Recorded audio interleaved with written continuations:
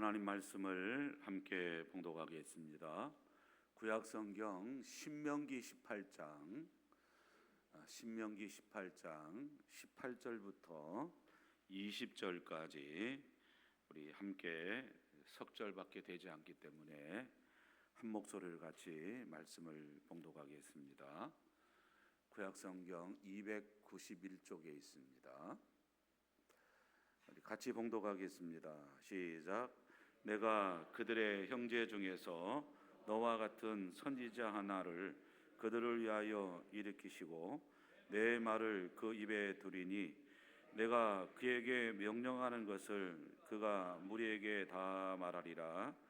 누구든지 내 이름으로 전하는 내 말을 듣지 아니하는 자는 내게 벌을 받을 것이요, 만일 어떤 선지자가 내가 전하라고 명령하지 아니한 말을 제 마음대로 내 이름으로 전하든지 다른 신들의 이름으로 말하면 그 선지자는 죽임을 당하리라 하셨느니라. 아멘.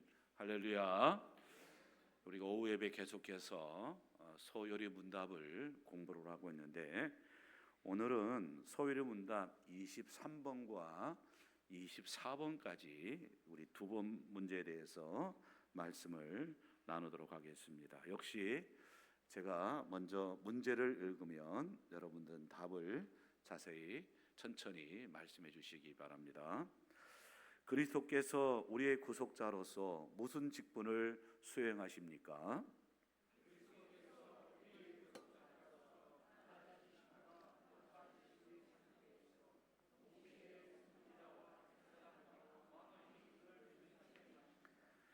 우리 24번 문제입니다. 그리스도께서 선지자직을 어떻게 수행하십니까? 그리스도께서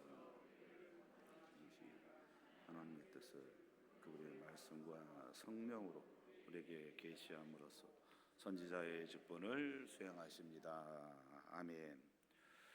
우리가 지난 시간에는 이 은혜의 언약에 대해서 하나님께서 어떻게 이 구속의 은혜를 새롭게 언약을 세우셔서 그 일을 행하시는 것에 대해서 우리가 예레미야 말씀을 통해서 함께 20번 문제에서 22번까지 문제에 대해서 살펴봤습니다. 오늘은 은혜의 당사자가 삼위 하나님이시죠. 성부 하나님, 성령, 성자 하나님, 성령 하나님인데, 그 가운데 예수 그리스도께서 그 은혜의 언약에 따라서 감당하시는, 그 은혜의 언약을 감당하시는 직무가 있다는 것이죠. 이게 오늘 말씀의 제목처럼 삼중직이라고 하는데 무엇입니까? 왕과 제사장과 선지자예요. 여러분, 우리가 구약의 말씀을 창세기부터 말라기까지 살펴보시면 전체 흐름이 이렇게 딱 이렇게 나눠짐을 볼 수 있는데요, 바로 하나님께서 왕을 통해서 이스라엘 백성들을 통치하신 사건이 내용들이 나타나 있습니다. 그리고 때로는 왕과 대립하면서, 사실 하나님께서 왕을 세워서 이스라엘 백성들을 대리로 통치하기 위해서 왕을 세우셨거든요. 근데 그 하나님 뜻대로 하지 않으니까 누굴 보내십니까? 선지자를 보내시죠. 긴장하게 만든다는 것이죠. 또 구약의 말씀을 보면, 특별히 모세오경을 통해서 보면 이 제사장을 통해서 하나님께서 어떻게 이 제사함의 은총을 베풀어 주신가, 이에 대해서 이 성경에 잘 기록을 하고 있는데, 이게 구약 성경의 전체적인 흐름의 내용이라는 것입니다. 그래서 예수님께서 그 삼중직을 이 왕과 제사장과 선지자들이 대가서 말씀하겠습니다마는 제대로 수행하셨다면은 예수님께서 이 땅에 안 오셨겠죠. 만약이란 말씀이지만은, 그러나 그 일들을 제대로 하지 못하니까 하나님께서 결국 바로 이 삼중직을 행하시는 예수 그리스도를 보내심으로 말미암아 이제 그 구원을 완성하는 직분을 행하신다는 것입니다. 그게 바로 23번부터 나타나는, 원래는 28번까지인데 오늘은 24번까지만 이렇게 말씀을 공부하겠는데요. 자, 그렇다고 한다면, 자, 예수 그리스도의 삼중직은 구체적으로 무엇을 어떻게 행하시냐라는 거예요. 먼저 첫째로, 자, 그리스도의 삼중직은요, 예수 그리스도가 구원자로 수행하시는 직분이라는 것을 아셔야 됩니다. 자, 오늘 본문 18절 말씀을 다시 한번 같이 읽겠습니다. 시작.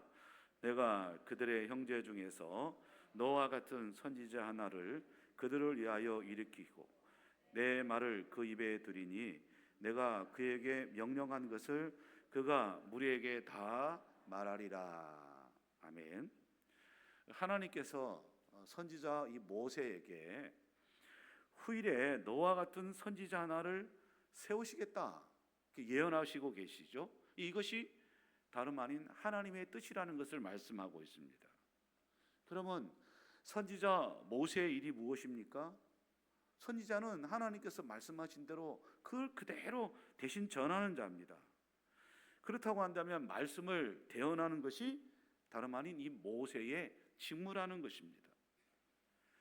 실제로 하나님이 모세에게 말씀하시면 모세는 그 말씀을 이스라엘 백성들에게 대신 전했습니다.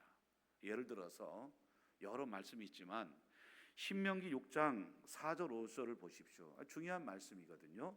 같이 읽겠습니다. 시작. 이스라엘아 들으라. 우리 하나님 여호와는 오직 유일한 여호와시니 너는 마음을 다하고 뜻을 다하고 힘을 다하여 내 하나님 여호와를 사랑하라. 이게 모세의 말이 아니죠. 누구의 말입니까? 하나님의 말씀입니다. 그 말씀을 모세가 선지자로서 바로 그 직무에 따라서 대언하고 있습니다. 자, 이런 점에서 이 직무라는 것은 어떤 특수한 일을 수행하기 위해서 그 맡은 역할을 말하고 있잖아요. 그렇다고 한다면 예수 그리스도가 직무를 맡으셨다, 직분을 받으셨다, 이 말이라는 것은 예수 그리스도가 어떤 목적을 위해서 특수한 일을 수행하기 위해서 그래서 임명을 받았다는 것을 말하고 있는 것이잖아요. 그러면 예수님께서 받으신 직무가 무엇이겠습니까? 우리가 예수 그리스도의 이름을 통해서 우리가 하나씩 살펴볼 수 있는데, 우선 예수라는 이름이 있어요. 자, 마태복음 1장 21절 보시면 이렇게 이야기를 하고 있습니다. 같이 읽겠습니다. 아들을 낳으니 이름을 예수라 하라. 이는 그가 자기 백성을 그들의 죄에서 구원할 자임이라 하니라. 여기 예수의 이름이 뜻이 무엇입니까? 구원자라는 것이죠. 구원자. 자기 백성을 그들의 죄에서 구원하는 역할을 맡은 자가 누굽니까? 예수라는 자입니다. 그래서 예수님을 바로 예수라 이름을 그렇게 하라 했습니다. 둘째, 그 다음에 뭐냐? 그리스도라는 말입니다. 자, 그리스도라는 직분은요, 이 그리스도라는 말은 히브리어로 메시아라는 것이거든요. 또 다른 말로 하면 기름 부음을 받은 자입니다. 구약 시대는 세 가지 직분에 대해서 기름 부음을 받았습니다. 첫째는 뭐냐? 왕에 대해서. 둘째는 선지자. 그리고 셋째는 제사장이었습니다. 자, 이런 것은 특별한 임무를 감당하기 위해서 세 직분에 대해서 하나님께서 기름 부음을 세워서 그렇게 세우시게 하셨죠.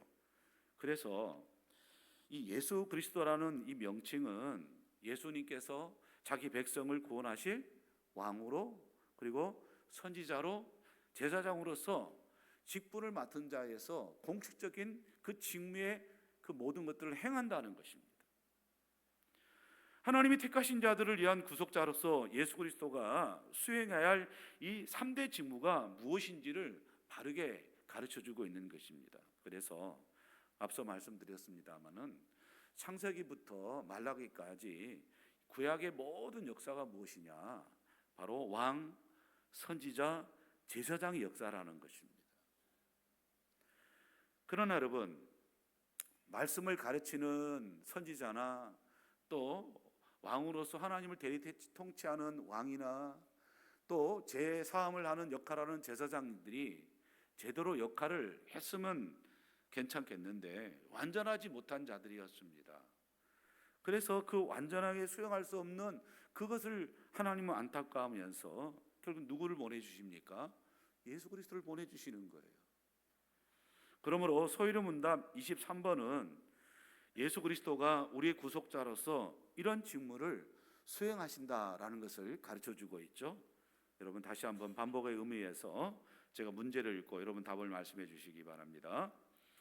그리스도께서 우리의 구속자로 무슨 직분을 수행하십니까? 그리스도께서 우리의 구속자로 낮아지심과 높아지심의 상태에서 동시에 선지자, 제사장, 왕의 직분을 수행하십니다. 여러분 마태복음 16장에 보면 사도들의 신앙의 고백을 나타나고 있는데 그 사도들의 신앙의 고백의 토대가 된 베드로의 전무후무한 고백이 나오죠. 그 내용이 무엇입니까? 주는 그리스도시요 살아계신 하나님의 아들이시니이다, 이 말씀이거든요. 이 말은 예수님이 지금 살아계신 하나님의 아들로서 자기 백성을 구원하실 분이라는 것을, 지금 그런 직분을 맡으신 분이라는 것을 말씀하고 있습니다.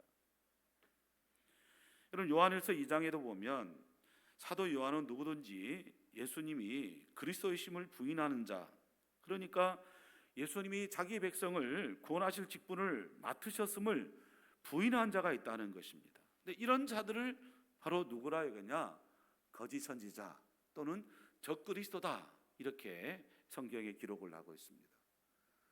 그러니까 예수님은 뭐 석가라든지 마호멧이라든지 이런 4대 성인처럼 뭐 굉장한 철학자고 훌륭한 4대 성인 중에 한 분이다, 이 정도로 우리가 생각해서는 안 되는 것이죠. 예수님은 택하신 백성들을 구원하시기 위해서 직분을 맡으셨죠. 그 일들을 감당하기 위해서 무엇으로? 그리스도로, 메시아로 오셨다는 것입니다. 그러므로 예수님께서는 우리 죄를 위해서 구원하시기 위해서 오늘 분명히 23문에 말한 것처럼 낮아지셨죠. 성육신하셨습니다. 그리고 우리를 의롭다 하시기 위해서 십자가에 돌아가시고 높아지셨습니다. 이 두 상태를 통해서 왕이라든지 선지자, 제사장의 그 역할의 직무를 지금 수행하고 계셨다는 것입니다. 그럼 우리가 이 일들을 행하시는 주님에 대해서 우리가 어떻게 해야 되겠습니까? 우리는 단순히 여러분 할 것이 아무것도 없습니다. 그냥 우리 감사와 찬양밖에 들을 것이 없다는 것입니다. 그러므로 저와 여러분들도 구원의 직분을 행하시는 우리 주님께 날마다 감사와 찬양을 드리는 저와 여러분이 되시기를 주님의 이름으로 축원드립니다. 두 번째는 뭐냐? 그리스도는 하나님 말씀을 선포하는 선지자 직분을 수행하시는 분입니다. 오늘 본문 18장 18절 19절 우리 다시 한번 같이 읽겠습니다. 시작. 내가 그들의 형제 중에서 너와 같은 선지자 하나를 그들을 위하여 일으키고 내 말을 그 입에 두리니 내가 그에게 명령하는 것을 그가 무리에게 다 말하리라. 누구든지 내 이름으로 전한 내 말을 듣지 않은 자는 내게 벌을 받을 것이요 라고 말씀을 하고 있습니다. 여러분 우리가 앞서 우리가 읽었습니다마는 소위의 문답 23번을 한번 다시 보겠습니다. 제가 역시 문제를 읽겠습니다. 그리스도께서 선지자직을 어떻게 수행하십니까? 그리스도께서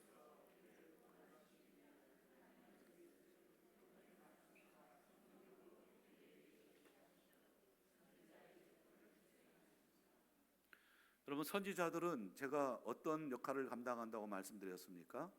하나님께서 전하라고 한 말씀을 그대로 전하는 자들이 선지자들입니다. 그래서 이 선지자의 원어의 뜻을 찾아보면 무슨 뜻이냐면 안에서 밖으로 전달하는 자가 선지자다. 히브리어 원 뜻을 보면 그런 뜻입니다. 근데 오늘 신명기 18장 18절에서 보면 하나님께서 내가 그에게 명령하는 것을 그가 무리에게 다 말하리라, 이렇게 말씀하고 있습니다. 자, 이 말씀의 의미는 우리가 흔히들 예언이라 이렇게 부르고 있습니다. 근데 성경에서 보통 우리가 예언이라고 말하면 뭐 부정적인 측면에서 단순히 어떤 미래에 벌어질 일들에 대해서 말하는 것은 아닙니다. 뭐 누가 뭐 시험에 떨어지고 뭐 사업이 잘 안 되고 그런 걸 얘기하는 게 아닙니다. 예언자 또는 이 선지자의 역할은 뭐냐? 긍정적인 측면이 많습니다. 우주와 역사와 구원에 대한 누구의 뜻을? 하나님의 뜻을 있는 그대로 전하는 자들이 예언자고 그리고 선지자라는 것입니다. 그런데 여러분 본문 19절을 보세요.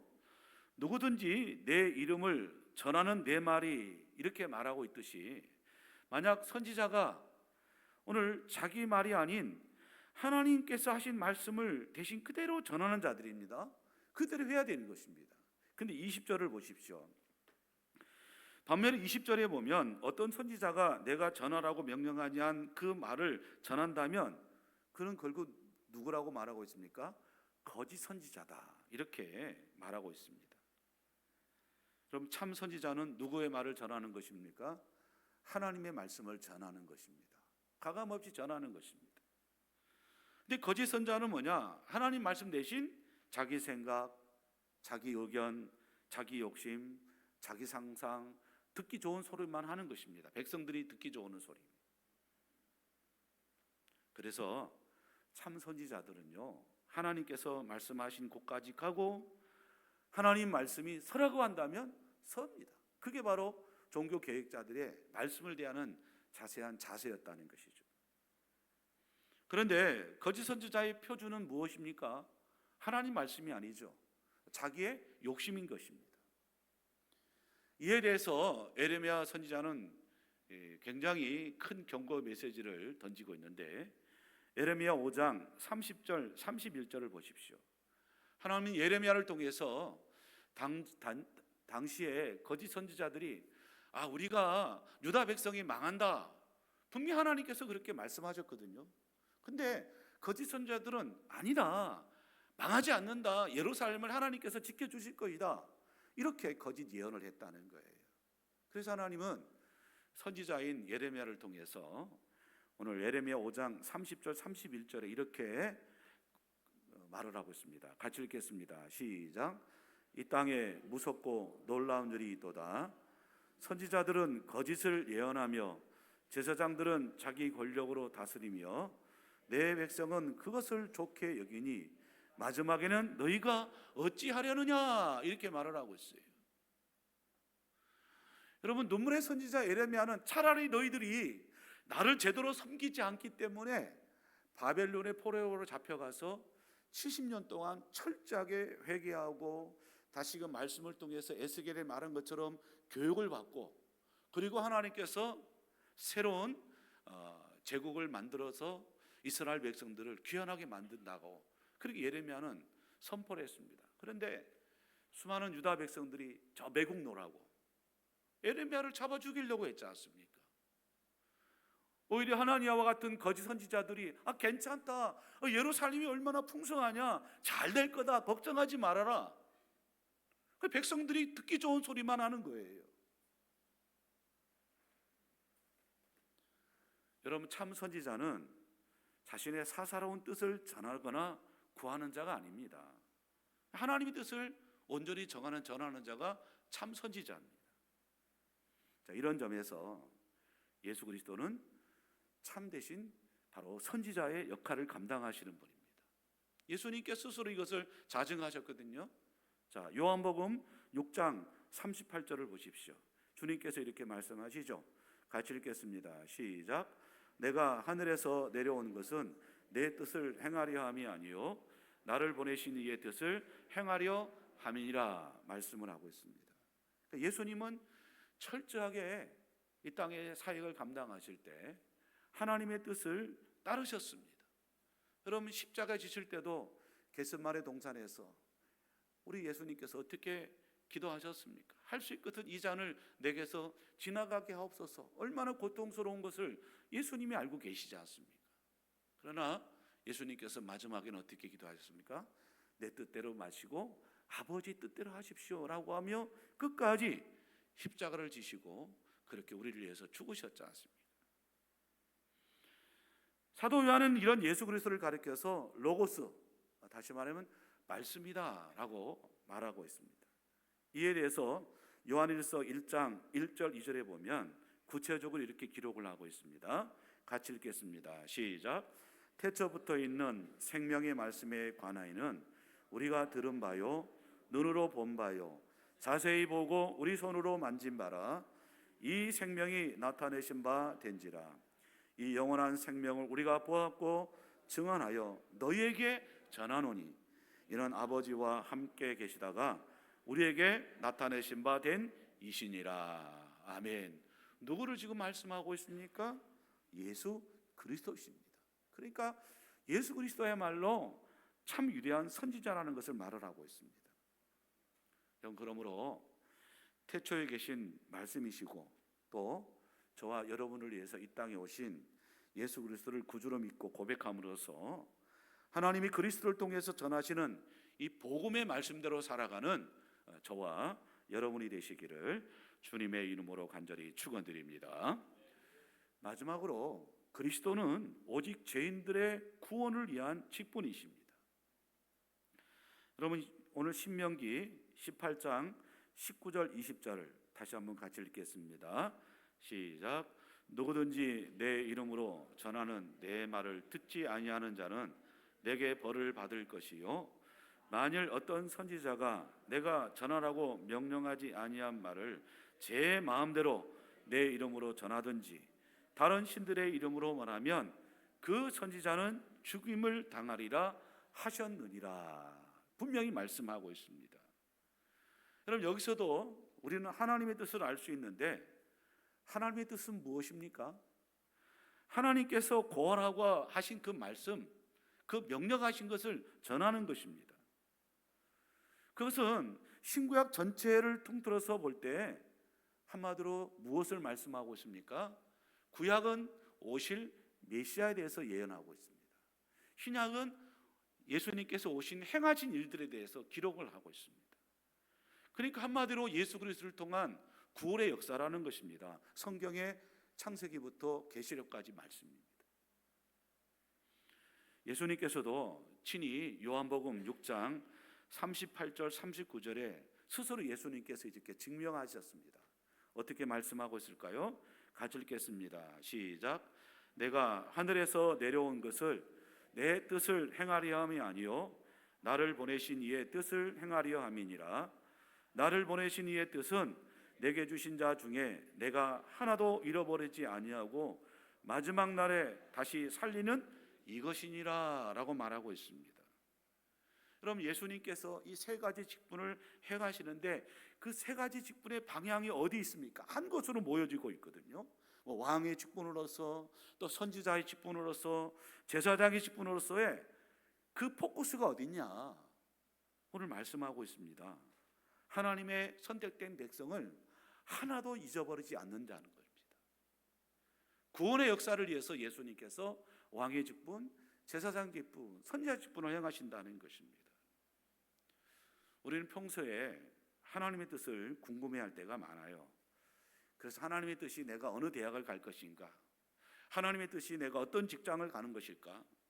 하나님의 뜻이 나의 배우자를 어떤 사람을 만나는 것인가? 나를 향한 하나님의 뜻이 무엇일까? 궁금해하십니다. 그런데 이 모든 것들을 집약해 보면 솔직히 말하면 우리 눈앞에 보이는 현실의 문제만 우리가 하나님의 뜻을 구할 때가 있어요. 그러나 여러분, 진정한 하나님의 그 구원의 뜻이 무엇이겠습니까? 성경을 통해서 그 선지자를 통해서 저와 여러분들에게 계속해서 그 알리시고자 하는 그 뜻이 과연 무엇이겠습니까? 바로 죄인이 죄를 깨닫고 하나님께 돌아온 것입니다. 예수 그리스도를 믿고 하나님 말씀에 순종하고 하나님 나라를 위해서 살아가는 것이 그게 하나님의 뜻이라는 것입니다. 우리의 모든 일상의 문제는요, 사실 이 큰 하나님의 뜻에 다 좌지우게 돼 있습니다. 내가 직장 다니는 것들도 포커스가 뭐냐? 어떻게 하면 이 직장을 통해서 하나님의 뜻을 행하는 거거든요. 그래서 직장을 단순히 돈 벌러 다니는 직장으로 생각하면 얼마나 힘들고 어렵습니까? 근데 그곳에 하나님의 뜻이 있어요. 혹시 직장 동료를 이번 가을에 부야비 전도축제에 하나님께서 영으로 붙인 영혼일 수도 있습니다. 왜 하나님 옆에 그냥 두셨겠습니까? 분명한 이유가 있는 것이죠. 내가 사업하는 것도 마찬가지고 가정을 이루고 남편을 만나고 아내를 만나고 또 부모와 자식 간의 이 모든 관계의 집약이 어디로 귀결되겠습니까? 하나님께서 말씀하신 그 죄인들을 향한 구원의 손길을 뻗치는 것입니다. 여러분, 긍정적인 문제가 해결되면 여러분 일상의 문제는 별 문제가 안 됩니다. 왜냐하면 우리가 무엇을 하든지 전부 뭐냐? 하나님의 영광을 위해서 하는 것이지 않습니까? 사도 바울이 그렇게 고백했잖아요. 먹든지 마시든지 하나님의 영광을 위하라는 것입니다. 그래서 여러분, 예수 그리스도는 우리의 구원을 위해서 참 선지자로서 끊임없이 하나님의 뜻을 구하고 또 우리에게 전해주셨습니다. 그럼 베드로 사도도 이것을 잘하기에 흩어져 있는 디아스포라 유대인들에게 베드로전서 1장 10절 11절을 통해서 이렇게 전하고 있죠. 자, 같이 읽겠습니다. 시작. 이 구원에 대하여는 너희에게 임할 은혜를 예언하는 선지자들이 연구하고 부지런히 살펴서 자기 속에 계신 그리스도의 영이 그 받으실 고난과 후에 받으실 영광을 미리 증언하여 누구를 또는 어떠한 때를 지시하든지 상고하느니라, 이렇게 말씀하고 있습니다. 그뿐만 아니라 신약시대 오순절에 오신 성령님도 역시 예수님께서 가르친 말씀을 생각나게 하셨죠. 분명히 예수님께서 이 땅에 계실 때 이렇게 말씀해 주셨습니다. 자, 요한복음 14장 16절을 보시기 바랍니다. 같이 읽겠습니다. 보혜사 곧 아버지께서 내 이름으로 보내실 성령, 그가 너희에게 모든 것을 가르치고 내가 너희에게 말한 모든 것을 생각나게 하시리라, 이렇게 말을 하고 있습니다. 무엇이 우리로 생각나게 한다고요? 성령님입니다. 뿐만 아니라 바울도 이 고린도 교회를 향해서 고린도전서 3장 16절에 보면 이렇게 말을 하고 있습니다. 너희는 너희가 하나님의 성전인 것과 하나님의 성령이 너희 안에 계신 것을 알지 못하느냐라고 말을 하고 있습니다. 성령을 모시고 살아가는 고린도 교회 성도들이 바울 파라, 게바 파라, 예수 파라, 그리스도 파라, 서로 당파를 짓고 싸우라고 하니까 왜 너희 안에 계신 성령으로 그렇게 살아가지 않냐고, 인간의 관점으로, 눈에 보는 관점으로 살아가냐, 그렇게 말씀하시면서 이 말씀을 하신 거지 않습니까? 여러분, 이 말씀은 신약 교회의 예배와 삶이 무엇인지를 가르쳐주고 있거든요. 여러분, 성령님께서는 신약 시대 교회의 모든 것을 가르칠 뿐만 아니라 주님께서 하신 그 모든 말씀들을 생각나게 하신다고 분명히 선언하고 있습니다. 또한 그리스도는요, 하나님 말씀은 이 성경을 통해서 교회에게 말씀하시거든요. 특별히 교회에 대해서 집중적으로 말씀을 묵상한다면 우리가 에베소 말씀을 잘 알 수 있는데, 에베소에 보면 교회론에 대해서 잘 말씀하고 있거든요. 특별히 바울은 에베소서 4장 11절에 보면 하나님께서 교회에 주신 직분이 있습니다. 그게 무엇일까요? 목사와 교사로 주셨다라고 말씀을 하고 있습니다. 그럼 목사와 교사는 하나님께서 교회에 주신 영구적인 직분이거든요. 그러면 목사와 교사의 역할이 무엇이냐? 무엇을 하기 위해서 하나님께서 이 목사와 교사를 세웠느냐? 다른 것이 아닙니다. 진리의 말씀을 옳게 분별하고 그 하나님 말씀을 말씀 그대로 가감없이 선포하고 전하는 것입니다. 항상 말씀을 가르치고 선포하는 것입니다. 이런 점에서 종교개혁자들의 신학에 기초한 이 개혁교회들이 우리가 가장 중요한 그 말씀을 왜 강조하는지, 그 이유가 바로 여기에 있다는 것입니다. 말씀을 떠나서는 안 된다는 것입니다. 말씀과 함께 더불어 기도도 하는 것이고, 말씀과 더불어서 찬양도 하는 것이고, 말씀과 더불어서 봉사도 하는 것이고, 말씀과 더불어서 찬양도 하게 된다는 것입니다. 말씀을 떠나서는 절대로 어떤 것도 할 수 없다는 것입니다. 그런데 앞서 말씀한 거죠. 우리 안에 이 말씀을 생각나게 하신 분이 누구십니까? 성령 하나님이십니다. 성령 하나님의 그 가르침을 통해서 예수님께서 가르치신 객관적인 이 로고스 말씀, 이 말씀을 계속해서 우리가 배워야 된다는 것입니다. 배워야 되는 거예요. 그래서 후반기 여러분, 양육과정을 오픈했지 않습니까? 신방하면 목사님, 우리 부교육자들도 그런 말을 해요. 성도들이 말씀을 갈망하고 배우려고 합니다. 그리고 목회 데이터베이스라는 연구소가 있습니다. 거기도 데이터 나온 거 보면 모두가 다 성경 공부를 우선적으로 생각한대요. 근데 우리 교회뿐만 아니더라고요. 말은 잘해요. 말은 잘해요. 그런 소망을 갖고 있어요. 근데 우선순위가 말씀 공부가 아니더라고요. 일단 내가 바쁘니까. 저희 교회도 전반기에 양육과정을 오픈했습니다만은 몇 명 신청 안 했어요.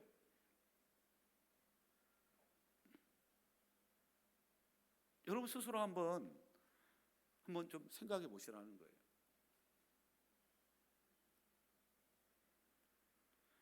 여러분 말씀의 방향이 어디를 향하고 있습니까? 구원을 향해서 가고 있습니다. 왜 하나님께서 우리에게 말씀을 주셨습니까? 그 말씀을 붙들고 우리의 삶의 현장 가운데 일상싸움에 가서 복음을 전하라고 우리에게 말씀을 주셨습니다. 근데 우리는 말씀을 듣고 그런가 보다 그것으로 끝나버린다는 것입니다. 여러분 그래서는 안 된다는 것입니다. 마태복음 28장 마지막 절에 우리에게 명령하신 말씀이 있지 않습니까? 여러분 예수님께서 분명히 요한복음 14장 6절에 보면 내가 곧 길이요 진리요 생명이니 나로 말미암지 않고는 아버지께로 올 자가 없느니라 라고 말씀하고 있습니다. 우리는 알고 있습니다. 근데 이 사실에 대해서 아직도 모르는 사람이 너무너무 많지 않습니까? 그렇다고 한다면 이제 예수 그리스도를 만나신 저와 여러분들이 해야 할 일이 어디에 있습니까? 구원받은 백성으로서 우리의 직무가 무엇입니까? 마찬가지로 왕과 제사장과 선지자 직분을 저와 여러분들이 감당하라고 우리를 하나님께서 구원해 주셨다는 것입니다. 이 사실을 너무나 잘 알았던 베드로 사도는요, 베드로전서 2장 9절에 보면 우리가 너무 잘 알고 있는 말씀을 통해서 이렇게 권면해 주고 있죠. 같이 읽겠습니다. 시작.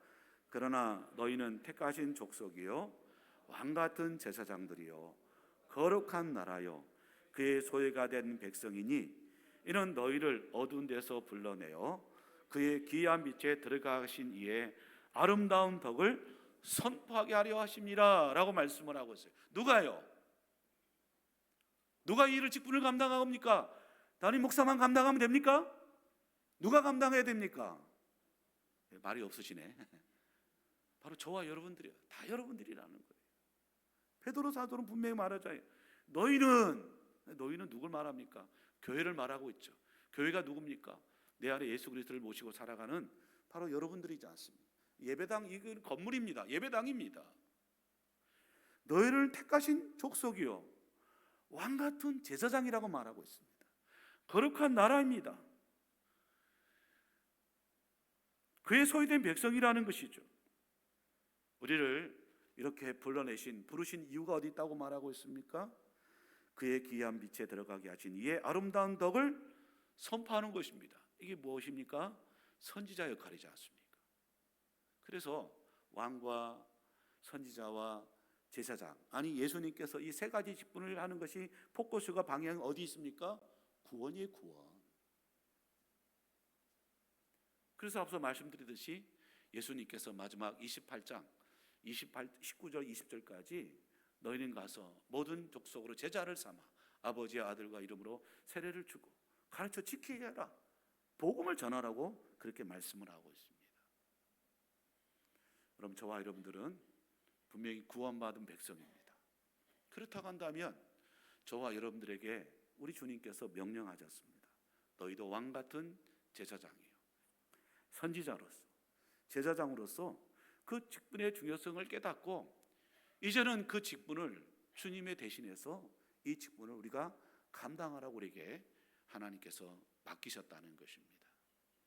바라기는 예수님의 세 가지 직분을 통해서 우리가 구원받은 백성이라는 것을 확실히 깨닫다고 한다면 저와 여러분들도 믿음 안에서 왕으로 다스리시고 구원의 복음이라는 하나님 말씀을 전하는 선지자로, 그리고 사랑과 구제를 통해 긍휼과 자비를 시행하는 제사장을 잘 그 직분을 감당하는 저와 여러분이 되시기를 주님의 이름으로 간절히 축원드립니다. 이 시간 말씀을 생각하면서 우리 찬송가 288장 예수를 나를 구주 삼고 찬송 드리겠습니다.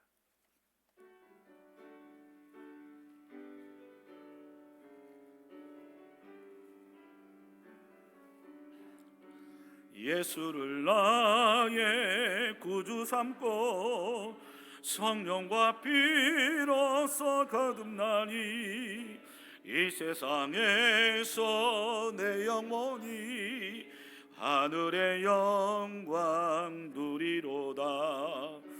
이것이 나의 간증이요 이것이 나의 찬송일세.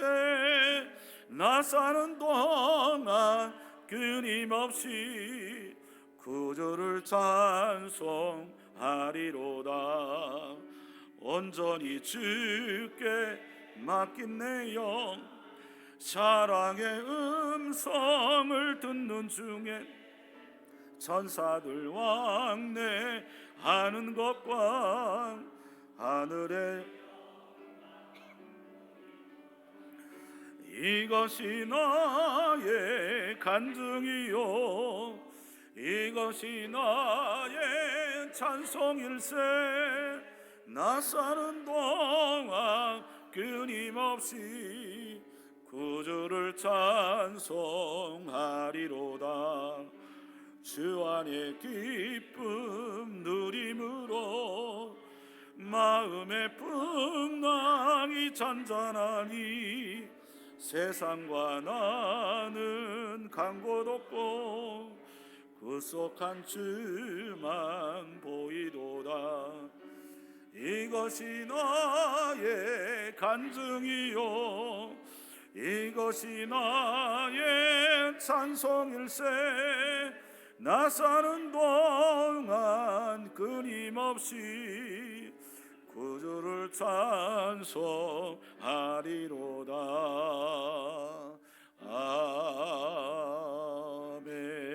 아멘.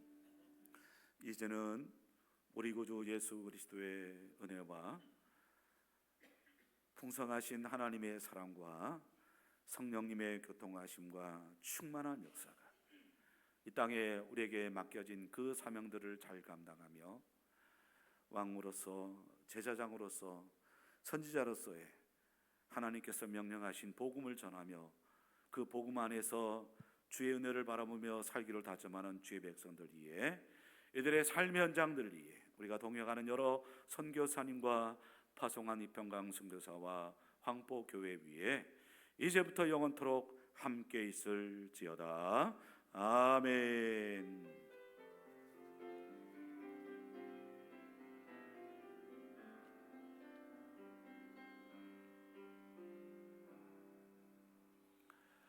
이 시간 우리 먼저 우리 장립사님에 대해서 소개하고 우리 올해 장립사회에서 또 우리 교회를 주기적으로 이렇게 돌보는 역할을 참 많이 감당하고 있습니다.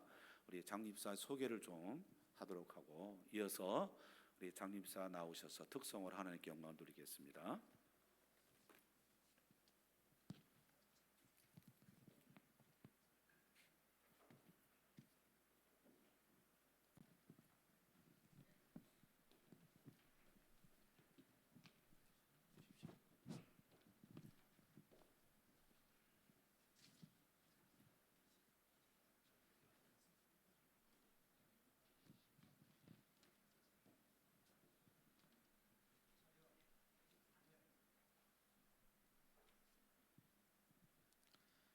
반갑습니다. 저는 장립지사회 회장 송상일 집사입니다. 저희 장립지사회는 2024년 처음 첫걸음을 시작하였습니다. 지금 장립지사회 회원은 총 16명이며 주 목적은 교회 부흥과 지역 복음화에 헌신하고 하나님께 영광을 올려드리는 것을 목적으로 하고 있습니다. 지금 현재 교회의 환경 미화를 위주로 봉사 활동을 하고 있으며 앞으로 더욱 많은 활동을 하려고 준비하고 있습니다. 성도님들의 많은 기도를 부탁드립니다. 오늘 특성은 혼자 걷지 않을 거요입니다. 연습을 많이 하지 못하여 부족한 것이 많으나 많은 이해 부탁합니다.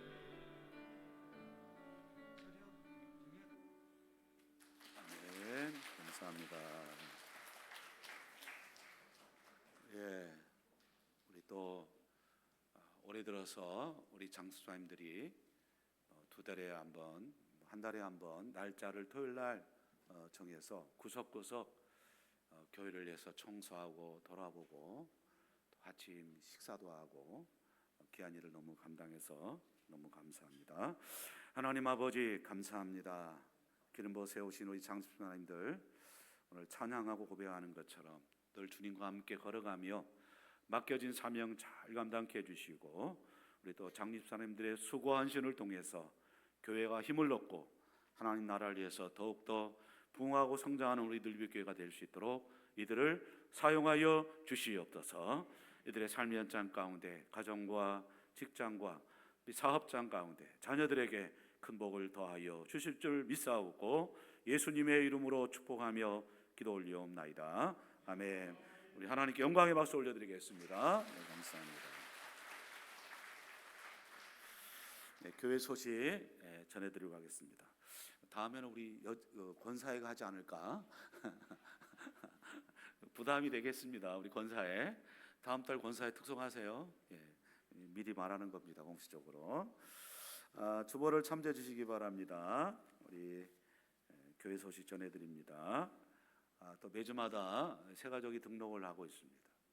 우리는 복음을 전하고 씨앗을 뿌리면 우리를 통해서도 오지만 또 이렇게 우리와 관계된 지인들을 통해서 하나님께서 연결시켜 주는 것을 볼 수 있습니다. 여러분 믿음으로 복음 전도에 힘써 주시길 부탁드립니다. 새 가족들 잘 챙겨 주시기 바라고요. 예배 후에 마을별 모임이 있습니다. 교구별 모임이 있습니다. 기억해 주시기 바랍니다. 다시 한번 우리 장립사님들 감사드리고 우리 장립사님들 위해서 기도와 격려 많이 부탁드리겠습니다. 다음 주일 오후 예배는 교육위원회 여러분 사역 보고입니다. 기도하고 준비를 잘 해주시고 여러분들이 기도하고 또 보내주신 열매들이 어떻게 이루어졌는지 영상을 통해서 또 보고를 통해서 함께 기도 제목을 삼았으면 좋겠습니다. 다음 주일은 당회가 있습니다. 미리 기한제를 작성하셔서 서계이신 김학래 장로님에게 제출해 주시길 부탁드리겠습니다. 하반기 양육과정 다음 주도 추가할 것이 있습니다. 추가해서 이렇게 내도록 하겠습니다. 꼭 신청해 주시길 부탁드리겠습니다. 고신대학교 성인학습자 반을 모집합니다. 관심 있는 분 필경대에 올린 안내장을 참고해 주시고 또 교육자들에게 문의해 주시길 부탁드리겠습니다. 우리 교우동정입니다. 우리 정용옥 권사님 폐렴으로 입원 중에 있습니다. 그래서 아마 월요일날 다시 체크하고 퇴원할 것 같은데 회복될 수 있도록 기도해 주시고 김동환 집사님 왼쪽 뒤꿈치에 수술을 하고 또 회복의 은혜를 기다리고 있습니다. 기도해 주시기 바랍니다. 우리 교육자 휴가 있는 것 최현은 전사님 잘 다녀올 수 있도록 기도해 주시기 바랍니다. 우리 마지막 교제 정부를 교제하고 돌아가도록 하겠습니다.